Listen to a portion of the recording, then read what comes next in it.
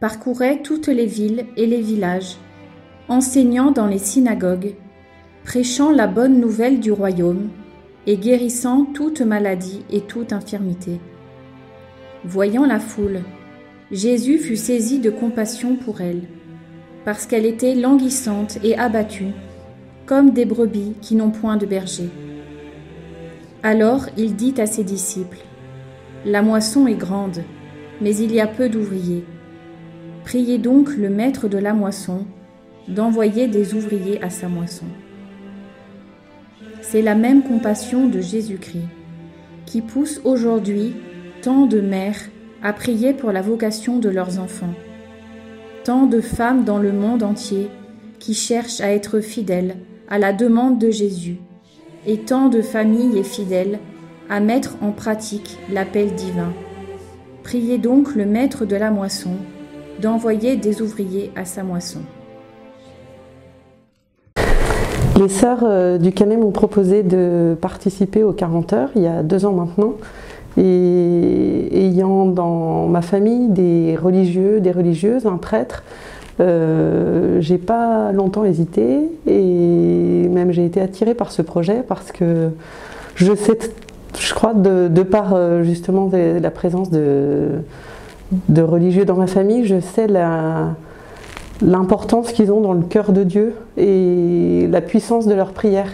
Je sais qu'ils nous apportent à tous les proches, à toute la famille, aux amis, des grandes grâces qu'on n'aurait certainement pas obtenues sans leur intercession. Et il me semble que mes parents, mes frères et sœurs, on peut tous dire la même chose. Grâce à cette présence, cette vocation,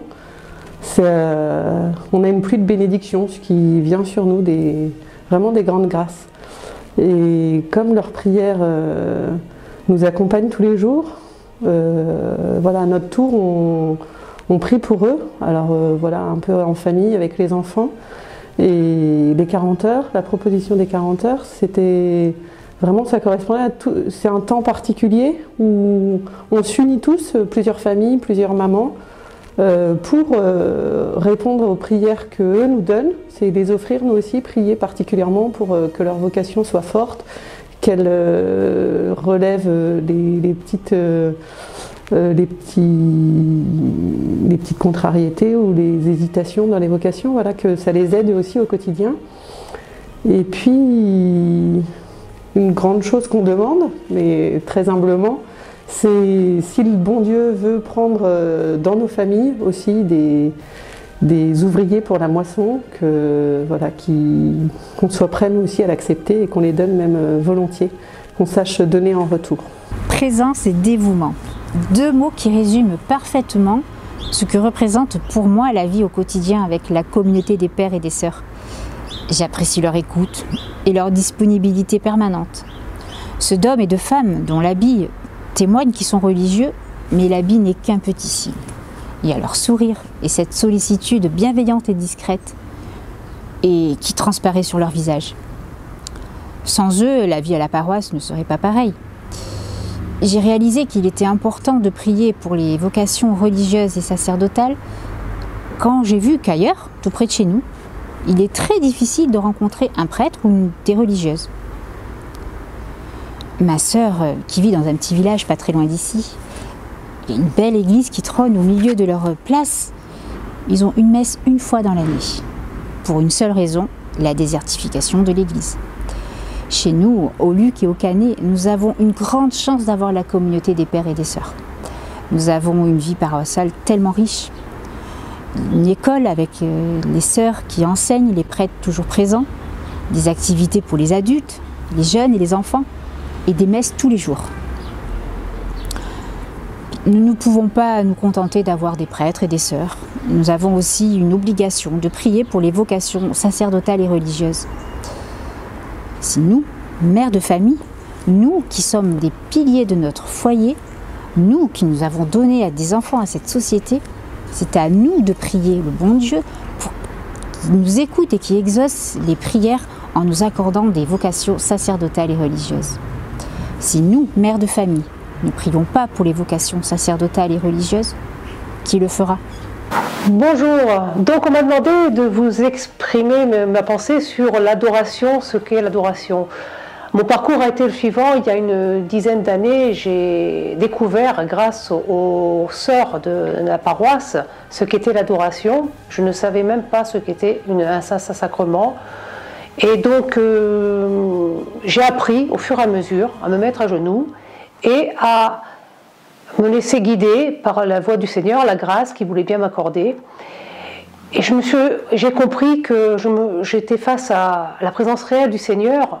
Et depuis cette compréhension, je rends grâce à chaque adoration, d'avoir cette chance d'être en face de lui, en face de mon Créateur. Et peu de personnes en profitent et c'est vraiment bien dommage. Donc l'adoration, c'est quelque chose qui fait partie de ma vie maintenant.